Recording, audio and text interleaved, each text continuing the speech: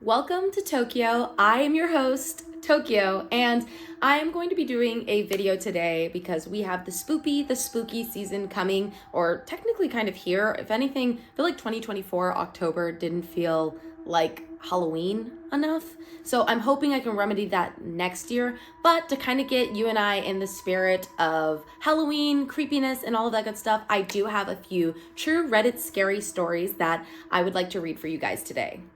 Before I get into the stories, there's not that many that I'm doing. There's only about like 3 stories. I'm gonna have like multiple videos that I'm doing this week. Some are short, some are long. So that. Also, I did ask all of these people for permission to use their story in this video. So I will be giving their username while the story is going on. And also you guys can check them out down below in my bio. And you can see some more of the stories that they have. And you can read the stories for yourself as well. So let's get into it.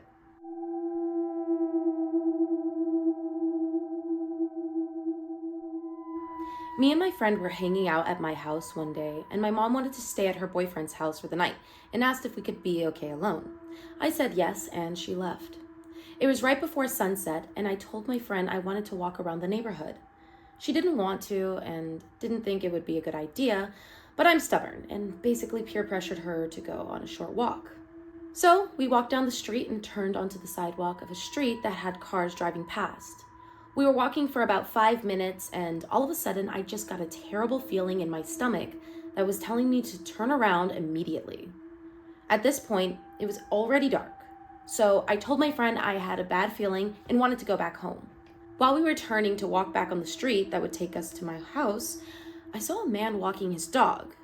I got an unsettled feeling when I saw him, but told myself it was rude to assume that a random guy was creepy. We make it to my street and start walking down. My friend's being kind of weird and quiet, and all of a sudden she turns to me and says, "There's someone following us." I'm like, "Stop fucking around." Because it was dark and we were alone, so I just thought she was joking, even though she's not the type to joke about something like that. Then she turns to me and whispers, "Look behind us." Immediately I got scared, but still don't really expect to see anyone. I turn around and the man is following us down the street. Immediately, without even thinking, I start sprinting down the road. The man gets faster behind us. My friend starts running too, and I open the door to my house quickly, and she runs in and I close the door. I never saw him again, and nothing ever happened. And maybe it was nothing, but it scared the life out of me nonetheless. Alrighty. So this was actually marked with the tag, "Glad you're alive," which, yes, very much glad you're alive. I know, especially when you're younger and, walking around, you tend to have a bit of a fearlessness, and especially kind of like pushing down fear and doubt of essentially people around you might be bad. I don't really relate to that. I've always been a very anxious person, a very scared person, and especially living from a younger age on my own, and looking very young. I'm 26 now, but when I was 18 I looked 12. Many a car would stop saying they could drive me to school. Creepy. So personally, I say, if you think someone's creepy, treat them as creepy. You're better off being safe than sorry. Their feelings can get hurt. At the end of the day, it's your safety, and that's all that really matters. On to the next. This next story is from this user right here, so I'll put their name down below. They don't natively speak English, so I did try to spell correct as much as I could and grammar correct as much as I could of their story. So if it's a little bit different than the original post, that's the reason why. And yes. Hello, dear Reddit users. This is my first, but definitely not my last, post on this subreddit. English is not my native language, so please excuse any grammar mistakes or awkward sentences. Anyway, my story takes place in the summer of 2019 at its peak. At that time, my friends, let's call them Mike, Anthony, and Drew, and I were around 12 or 13 years old, with me being the oldest by a few months. One summer evening around 9:30 p.m., we wanted to head to my grandma's apartment to watch a movie together that was starting at 10:15 p.m. Unfortunately, I still had to walk my 13-year-old dog through our local forest, which was about 10 meters from the entrance of our apartment building. The sun had already set, and it was about to get completely dark within minutes. This was a problem for me since, to this day, I have a phobia of the dark, though it's not as severe as it was back then. I convinced my friends to come along with me to complete this routine. They all agreed, although Andrew and Anthony had to change clothes, which delayed us enough that we ended up entering the forest in complete darkness. That night was even a bit foggy, but we thought we would be fine since we had pretty strong flashlights. About 3 minutes into the forest, we noticed something strange. We heard an unfamiliar sound, something that sounded like a mix of a dying man and a bear screaming in pain, almost like a scream from the depths of hell. We were scared, but we thought it might just be someone pulling a prank on us since something similar had happened to another group just a few hundred meters away from this forest. So we continued our journey. And as we walked, we kept hearing footsteps in the forest area around the path we were on. Andrew started joking about a bear that might eat us, but we told him to shut up since we were already on edge. Just 5 minutes later, we heard a tree cracking and pointed our flashlights in the direction of the sound.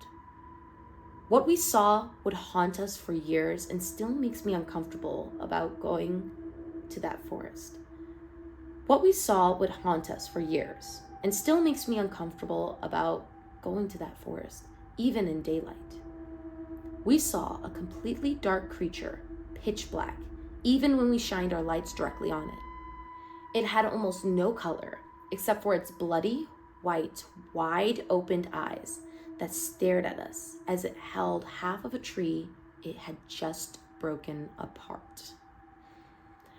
I can't remember any other physical details, but I do remember that it was huge and very thin, almost as if it had starved to death and stayed in that position for weeks or months. After just a few seconds of seeing this thing, it threw the half tree at us. As it did, my friends started to run. We all ran for our lives, splitting up. Mike and I took the path that led home, while Anthony and Andrew ran deeper into the forest. As I was running, I had to pick up my dog since he wasn't able to keep up. I forgot about the dog. We eventually made it back home, and fortunately, no one was harmed, but it could have ended in disaster. After that experience, I became too afraid to be left alone in the dark, and I have never gone into the forest at night again. Of course, this is in true scary stories, and of course, there's always a little bit of skepticism when it comes to creatures or seeing things or paranormal kind of situation events. But as someone myself who is also interacted with paranormal things, especially coming from a family that comes from bruja and witchcraft on my grandmother and mother's side, I also, I couldn't. I don't want to say what creature it kind of seems like or it sounds like. It sounds kind of like those creatures that we hear about, especially in the Appalachians. I don't know. But, definitely very scary. I would probably shit a brick. And I'm glad everyone at least was okay. I completely forgot about that dog. I'm so glad you picked up the dog before running. But I'm glad you guys are fine now. But yeah, maybe don't go into foggy, misty forest at night. Not always a very good idea. Now, I'm only going to read one more because I kind of want to put out multiple videos this week, kind of get a little feeler for you guys. But this one is a little bit longer. Of course, here's our beautiful username for our beautiful Redditor that has the story. And she does have a few other stories as well that she posted on True Scary Stories. So if you guys would be interested in that, I can reach out to her and ask if she would like me to make a compilation of her stories. And on to the next. This happened back in 2010 when I was 15 years old. I was on a camping trip with my class in school. My best friend, Charlotte, and I disliked by all our classmates, so we kept to ourselves for the most part, both in school and during this trip. We had one friend that we hung out with a lot, but other than her, no one wanted to be near us. I had my camera with me, as I always had back then. my camera along with my diary, was basically an extra limb for me back then. It was a very nice, hot summer day, and Charlotte photographed me as I sat on a big rock by the water, writing in my diary. We were silly, as we always were, laughing and making funny poses, etc. From out of nowhere, we heard a voice from behind us. Some guy was standing there. We had no idea for how long he had been there. He started talking to us, and we had a hard time understanding most of what he was saying. He had a very dark voice and didn't speak our language very well. He said he was from Bulgaria and was camping nearby in his trailer. We exchanged looks. What does he want from us? Here's a snippet from my diary from back then. All right, Charlotte and I were by the water. I sat on top of a big rock and she photographed me. Then some older dude came that could barely speak. He asked how we were and what our names were, etc. Then he took a seat next to me and asked if I had a boyfriend and stuff. Creep. Then he started asking Charlotte to photograph me and him together. We thought this was kind of creepy, but young and naive as we were, we didn't think much of it. Had it been today, I probably would have just said no and asked him to leave us alone. Then he sat there next to me, smiling at the camera. I remember how extremely uncomfortable I felt, which is very visible in that photo that I still have to this day. It was very weird though. He asked for a picture, but as soon as Charlotte snapped that photo, he exclaimed, "No, no pictures, no pictures." Charlotte and I looked at each other again, both equally confused. Why did he ask her to take a photo of us if he didn't want his picture taken? The whole situation was strange and started to creep us out. I don't remember much else about our conversation, but I know Charlotte and I ran off to our teachers eventually and told them about the guy. They told us to stay away from him because something about him seemed off. We agreed and went on with our day. We hung out with our friend a lot and kept taking pictures and having fun. Later, we needed to use the bathroom, which was in a building near the trailer park. As two of us waited outside while the third was in the bathroom, that Bulgarian guy showed up. That uncomfortable feeling appeared as soon as I saw him. He had some friends with him this time. He walked up to me and asked if I wanted to come see his trailer. This time, I knew nothing good would happen if I went with him. He kept saying his trailer was so nice and he wanted to show it to me. He even tried to bribe me by saying I could get some free beer if I went with him. "I'm only 15 and I don't drink," I told him. He gave up after a while and walked back with his friends. Creep. Anyway. A few hours went by before we needed to go to the bathroom again. This time he was standing outside the building already when we arrived, as if he had been standing there all along, just waiting for us to show up again. My heart sank and I got this lump in my stomach. Once again, he came up to me and kept asking me to come with him to his trailer. He kept talking about the beer and how lovely his trailer was. I kept saying no, and he seemed to grow agitated. My friends and I decided to go to the bathroom together this time, and when we were done, we basically ran past him back to our camping spot. We went directly to our teacher and told her all about how he was acting, especially towards me. She was furious. She told us to stick together at all times and never go to the bathroom by ourselves. We hadn't planned on leaving each other alone anyway, especially not after this. Later that day, when we had been playing around and listening to some music on our phones, we were walking back to the camp. As we walked past the tents, we saw our teacher further away talking to that dude. We could tell she was really giving him a mouthful. At one point, she pointed at the sole of her shoes and then at him, and we were like, what is she saying to him? We started laughing, but were nervous at the same time since we didn't know how he would react to this afterwards.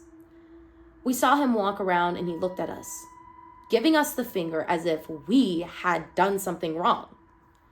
We ran up to the teacher and asked her what she had said to him. She was all riled up and told us, "I just told him to leave my girls alone and that he could go somewhere else to get water in the bucket he was carrying as an excuse to walk over through the campsite." We cheered for her and then asked why she had been pointing at her boots earlier. Apparently, she had threatened him with her steel cap, saying they would leave a print on his ass if he came near her girls again. Another snippet from the diary. Another snippet from the diary. When Charlotte, Eileen, and I went to the church and took pictures, we met the man in blue on our way back. We got really scared, but all he said was, "Hey, excuse me," and then gave us the finger. I just said, "Thanks, you too," and we kept walking. We called him the man in blue because of the shirt he was wearing. When we were going to sleep that night, one of our teachers got their car and parked it close to our tent, and they would take turns keeping watch during the night. We didn't see him again, and we all had to call our parents and go home around 4 a.m. because of the weather. It was absolutely pouring all night. Our entire tent was drenched outside. A few days later, I actually saw that guy downtown, and my heart skipped a beat. Luckily, he didn't notice me, and I've never seen him since. It's very creepy to think about what would have happened if I agreed to visit his trailer. I didn't quite understand it all back then. It didn't really sink in that he was an adult and I was 15. It didn't occur to me how freaky and disgusting this guy really was until I thought back about it, that moment, all these years later. Pretty dang creepy. As many girls, being a girl, you grow up this constantly with the fear of men following, men looking at you, men coming at you, and especially when you're camping, you're kind of alone someplace, and especially when you're a minor, there's this weird mindset of like not fully understanding I'm a child because you're starting to think of yourself so much more as I'm closer to adulthood, I'm closer to being an adult, and it's kind of like that kind of grooming behavior that happens where it's the 13-year-old that makes friends with the 19-year-old. She turns 18, he's older, and then they start dating. You don't really realize the danger you're in or the danger that is there. But honestly, it's kind of interesting and kind of cool the fact that you even have pictures and that you have a diary and kind of a log of this happening. This is definitely something that if I didn't write it down, I would definitely forget about it. And it's kind of interesting that you also have a photo of this guy. Dox him. No, don't do that. But definitely very, very creepy. Now, like I said, the same user, she actually has a few other stories that she had posted on this subreddit. Or I think at least one other story that she had posted on this subreddit or on a different one. Oh, even from today, a boy who traumatized me. I'm interested. Well, I'll definitely ask her if I can do a compilation of some of her stories because she is a great, phenomenal writer, okay? And especially I love the amount of attention to detail. So that was just a quick little spooky story time or scary true stories with your friend Tokyo here. It was nice and lovely of you guys to visit Lil Tokyo. If you guys did like this video, please make sure to hit that subscribe button and turn on notification bells. I'm going to be posting videos a lot more often, and I'll do a mix of Reddit stories, stories in general, scary stories, paranormal, and even my own stories as well. So, hope you guys enjoyed, and see you guys later. Bye!